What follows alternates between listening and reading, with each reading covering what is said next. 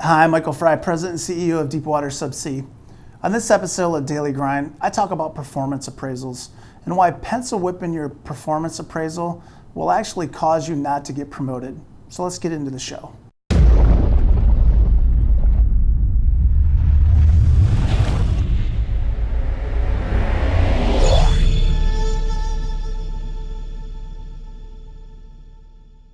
So I got an email today from a guy asking about appraisals because it's something that we talk about in the subsea management class. What I thought was funny is it's that time of year again where appraisals are coming due.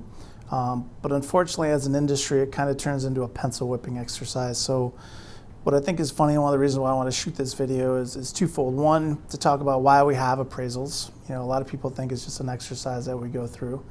But two, how supervisors and subordinates can work together to come out with, an appraisal process that's comfortable for both sides. I think is interesting is why do we have appraisals? Appraisals are used for a lot of things, performance reviews, how was that person during that calendar year? But more importantly, for a ranking system when it comes to promotions. And a lot of people don't think about that.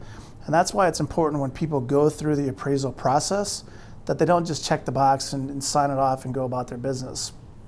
If you don't know that your appraisal is going into a higher system and putting you into a ranking, then you're missing out on opportunities for career advancement. A lot of companies will take the appraisals and will go in and say, all right, based on all of these appraisals, who's next for the next promotion? If you're a guy that just goes in and kind of half-asses your appraisal, then you turn around and wonder why you're never getting promoted over, employee A, B, and C. Well, come to find out, based on the ranking system, based on your appraisals, based on the feedback, you're not up high enough to be labeled as next. So it's important when it comes to the annual appraisals to take the time to go through the process. So when we talk about the appraisals from the kind of the manager to the subordinate standpoint, something I think is interesting is for a lot of people, it's a very uncomfortable conversation. And it's uncomfortable because people don't like conflict. And the fear is you're going to hand over somebody an appraisal, they're going to get angry at you, and then you're going to have to kind of justify why you made the marks that you did. When I was in the military, something that was interesting is if you get to the end of 365 days and you're surprised by your evaluation, there's a disconnect between you and your supervisor. You should never get an appraisal that you don't know what's on there. And what I mean by that is, we get to 365 and I hand you an appraisal and you look at it and you're like, what the hell? I never knew we had these issues. And it's like, oh, no, you knew we had these issues. Well, show me the documentation that supports why you gave me poor grades in all these areas. And what a lot of times happens is people don't like the conflict, so they just give them good grades all the way through. You are an average person. Well, if you get someone who's very hungry and wants to advance in their career, the problem is that average is not going to be good enough. So what's important is through a dialogue and conversation in each hitch, you have multiple opportunities throughout a 365 to spend time talking about professional development with your people. What gets missed though is people don't do that. And then when we get to the end of the year, it's a burden to have to fill out an evaluation. I mentioned a couple minutes ago about my military evaluation. For me, the first thing I always did was flip it over to the back to see the write-up. Because to me, the write-up, somebody actually had to take time to put in their comments. What drove me crazy in all the years in oil and gas is when I flipped that appraisal over and it says, Mike is a valuable asset, he had a good year. And it's like, well, gee, thank you so much for the time that you put into it. And then, there's supposed to be, individual performance evaluations, but then you talk to one of your peers, and you're like, hey, what'd you get on your appraisal? And what's interesting is you ask about the write-up, and it's a copy and paste, copy and paste, copy and paste. Hey, John had a great year. Hey, Billy's a valuable asset, blah, blah, blah. And you're like, really? So for every one of us in the department, we all got the same appraisal because you're not comfortable having that conversation. Two sides. One, as an employee, you should be going throughout the year knowing what you need development on and going to your supervisor and saying, hey, look, I need help in the following areas.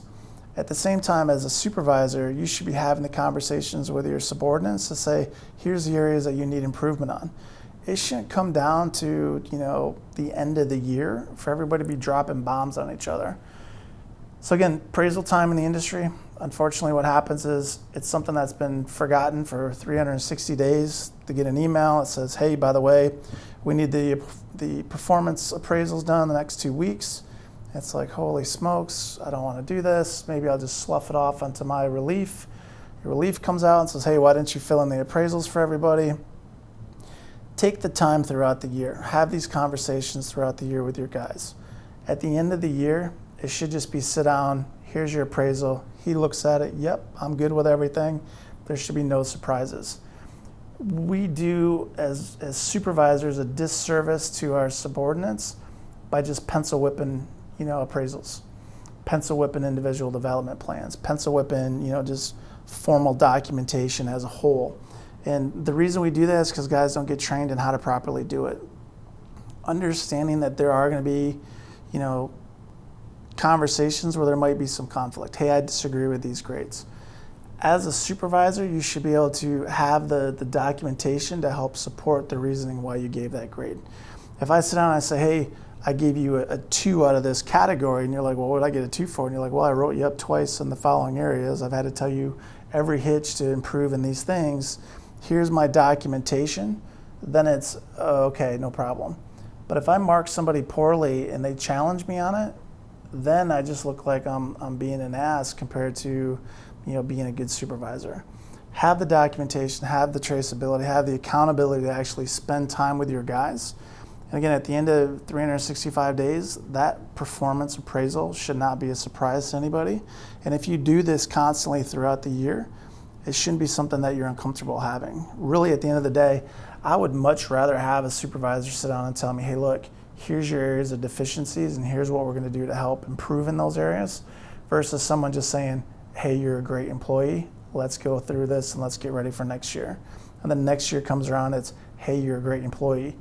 Being someone who's hungry and wants to move up in their career, if you're constantly turning around going, what's next, what's next, what's next, what's next, and you're not having these conversations, it's never going to get to the next level. Again, if you're someone, as I mentioned in the beginning, who just signs off an appraisal because you're just happy being average, don't bitch and complain about why you're not getting a promotion, because when these appraisals go into kind of the charting and the ranking of everybody, you're not going to be ranked very high because you're just an average employee. So just something to think about when it comes to appraisals. It's that time of year again, and unfortunately, it's probably the one subject that a lot of supervisors have the biggest challenge with, is having those critical conversations with people because they don't want to offend them. They don't want the conflict. They don't want to have any issues. They don't want any drama. Here, just sign this and oh, I didn't do your write-up. John did the write-up. You're still my supervisor. So, I don't know. I think it's something that through development that people have to get comfortable with, but that only comes with time. Unless you're someone that can sit down and say, here's the reason I gave you this grade, and justify it. And again, you've had these conversations throughout the year, then your people shouldn't have any issues with it.